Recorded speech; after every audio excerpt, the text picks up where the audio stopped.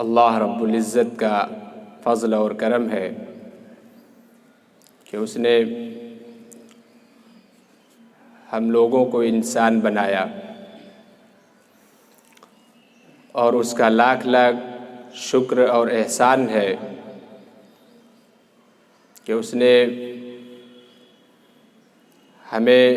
اس مقدس سرزمین ہندوستان میں پیدا فرمایا۔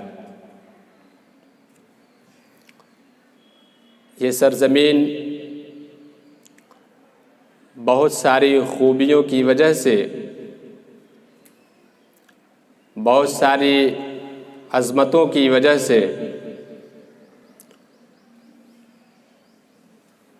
فضیلت اور اہمیت کا حامل ہے۔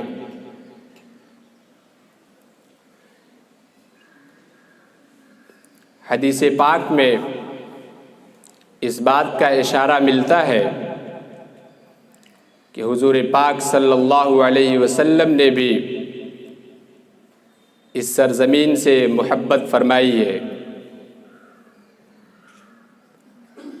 اور قرآن کریم کے اندر بھی اس بات کا اشارہ ملتا ہے کہ جو انسان جہاں کی مٹی سے بنا ہوتا ہے وہیں کی مٹی میں وہ دفن بھی ہوتا ہے۔ تو خدا کا لاکھ لاکھ شکر ہے کہ اللہ رب العزت نے ہمیں اسی ملک کی مٹی سے بنایا، اسی ملک کی زمین پر ہم رہتے ہیں، اور جب ہماری موت آئے گی تو ہم اسی ملک کی زمین میں دفن ہوں گے۔ منہا خلقناکم وفیہا نعیدکم ومنہا نخرجکم تارۃ اخری۔ یہ ساری باتیں تو ہے ہی، اس کے علاوہ ہماری بزرگان دین کی ہستیاں جو ہیں انہوں نے اس سرزمین سے بے پناہ محبت کی،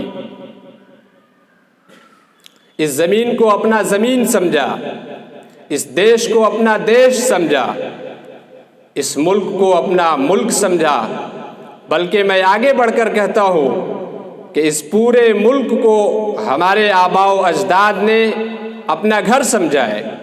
اور اپنے گھر کی طرح اس کو سنوارا ہے، اس کو سجایا ہے، اور اس کو خوبصورتی اور زینت بخشی ہے۔ یہ ایک فطری بات ہے کہ جب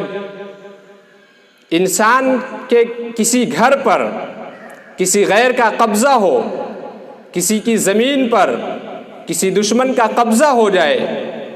تو پھر ظاہر ہے صاحب زمین اور صاحب مکان کو تکلیف ہوتی ہے، اور اپنی اس زمین کو چھڑانے کے لیے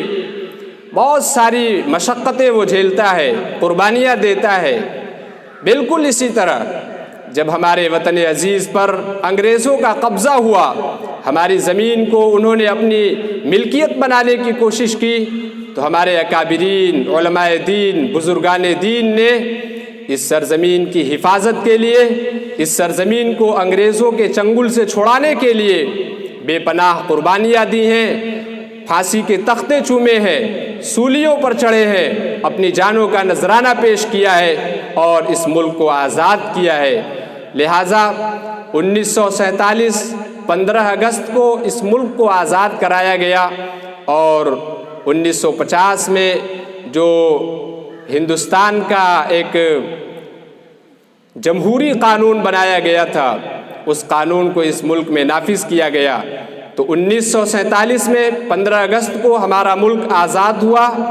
اور 1950 میں سمویدھان کا نفاذ کیا گیا۔ اس لحاظ سے 26 جنوری اور 15 اگست ہمارے ملک کے اندر ایک قومی تہوار کے نام سے جانے جاتے ہیں، اور ملک کا ہر ادارہ، ہر اسکول، ہر مدرسہ 15 اگست کے دن، 26 جنوری کے دن اپنے اکابرین کی قربانیوں کو یاد کرتا ہے اور ان کو بیان کرتا ہے، اور ساتھ ہی ساتھ اللہ رب العزت کا شکر ادا کرتا ہے کہ اللہ تعالیٰ نے ہمیں آزادی کی دولت سے مالا مال فرمایا۔